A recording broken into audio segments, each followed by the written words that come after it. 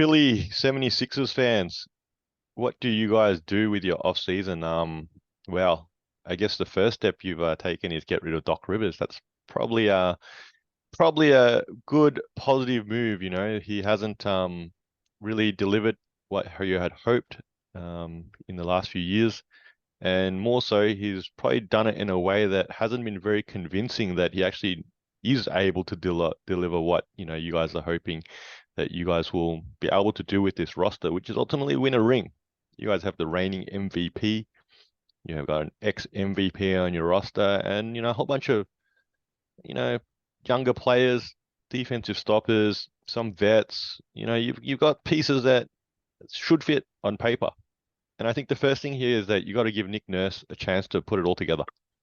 I think that's probably your biggest addition you guys have made already, which I think is a positive step that Nick Nurse is, for all respects at his tenure at the Raptors, a really respectable coach, has been able to get them firstly their first ring out there in Toronto, and should be able to hopefully fill in some of these gaps and these holes that you guys have presented in the last few years with some maybe smarter, more creative coaching than previously seen in Philadelphia so far. I think the second point here is that you guys do have to re-sign James Harden, though. I think that's something that, look, I'm not saying he's going to come back and he's going to become, MVP James Harden again. Absolutely not. But he's a core part of your team right now, and I think you do what you need to do to bring him back. I know there will be other suitors that probably will try and throw some money at him to either come back to Houston, maybe somewhere else, who knows. But I think you guys definitely want to retain him to keep your championship window open. I think it becomes much more harder if you're simply building around Embiid and, I don't know, maybe Maxey, that that's your 1 and 2 punch. I don't know. I feel that you're gonna lack the firepower needed to ultimately get that ring. I think your third step here, and you sort of alluded to this one sometimes, is that you wait for the trade deadline.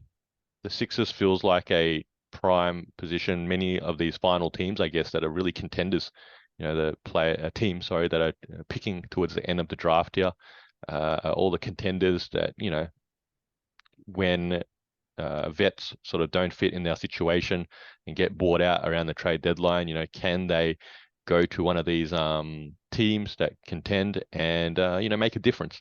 And I think you're definitely, again, looking at something around the February trade deadline that can you guys booster your bench or any sort of areas of need at that sort of point. So look, Sixers, you guys are, in a good spot. Let's not panic. Keep your core together. Let Nick Nurse put it all together. And if you're going to make a trade here and helping out Nick Nurse a little bit too, it turns green on the trade machine, Nick. Let's send Tobias Harris out and bring back Pascal Siakam. Hey, that's two players on the wing there that, let's be clear, the production is probably, well, Pascal Siakam's production is superior, but they're both probably real solid players there on the wings. And, I don't know, wouldn't hurt them, I guess, if you made a deal like that. What do you reckon? Firstly, there is an unhealthy obsession with Pascal Siakam that's come up a couple of times now. So um, we'll maybe unpack that in another time. But yeah, look, the Nick Nurse hiring is a good one. I think Joel Embiid is probably at that stage in his career now where he really does want to put together a championship run. He's clearly a strong competitor, and there's been some, disappointing playoff pushes. Really, quite surprising that Joel Embiid's actually never been to the conference finals. So quite surprising. And you would attribute that an MVP now, and such a force like him, he should be able to put it together. And so hopefully Nick Nurse can do something for them. Um, I had, I think, sensible moves. I don't know. You always you'll be the judge of that. But Maxi needs to be extended. It really became the second or third option depending on the game.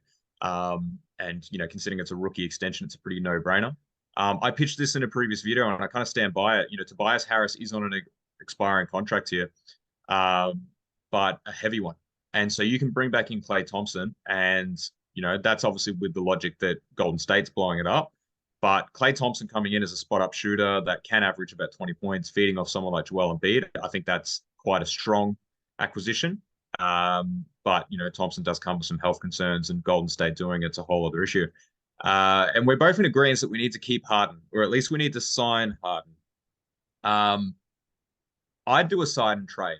Now, I don't have a sign and trade for you because the trade machine doesn't allow it. So now I can be a little bit more realistic in this. But Harden maybe wants to go back to Houston, right? So let's pretend that he goes back to Houston here. Houston has a litany of young players that they can kind of offer up to bring back James Harden. So it could be for draft picks, it could be for cash considerations to do something else at the midseason that you referenced, or it could be picking up a couple of young players. But I don't think the Harden and Joel Embiid combo is going to have the success that you want, right? And I know that I'm obviously gaining a little bit of flack here because you think, oh, well, I want them to win next year. And with Harden, they have a good chance to do that. I don't.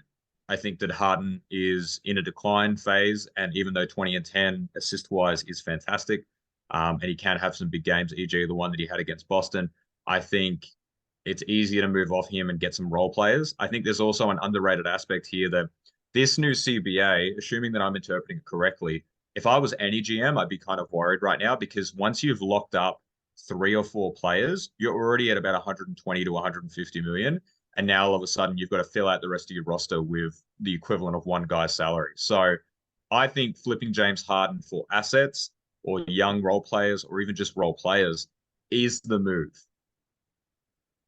Well, in your parallel universe that's, uh, identically symmetrical, you actually believe I said to the Houston Rockets, do not sign James Harden, right?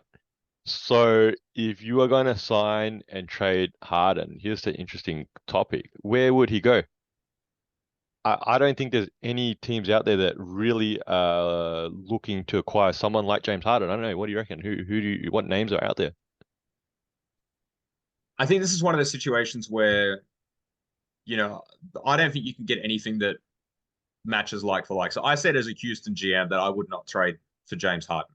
But I also can't pretend that they don't want James Harden because that is what public information comes out. So I'm pitching it as a potential trade. If Houston bites on it, that's fantastic for Philadelphia. I don't think it's very good for Houston, but that's their problem now. Because currently I have the job as the 76ers GM.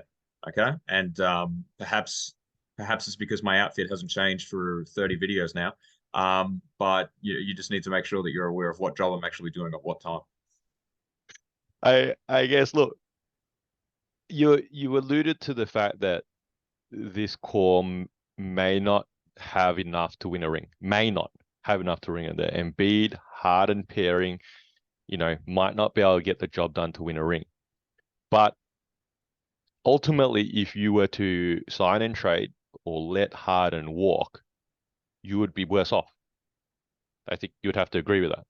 Because then, I don't know, then, like I said, you're looking at a Embiid Maxey pairing, and I think your ceiling is much lower on something like that.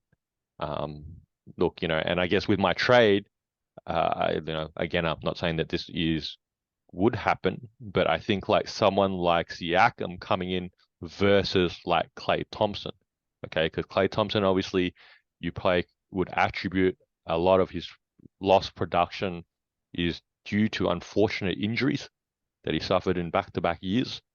And he's not going to be Klay Thompson of old. And that's okay. That's okay. But the Sixers need more than that.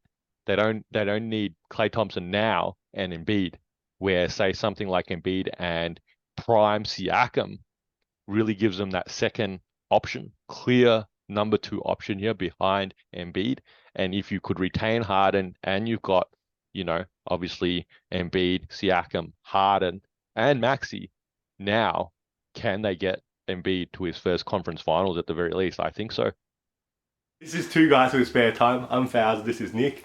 You're probably a basketball fan like us, so hopefully you can throw us an assist and giving our video a like and subscribing to our channel. And if you got thoughts, feelings, or even some suggestions, please put them down in the comment section below. And thank you for using your spare time to watch us in our spare time.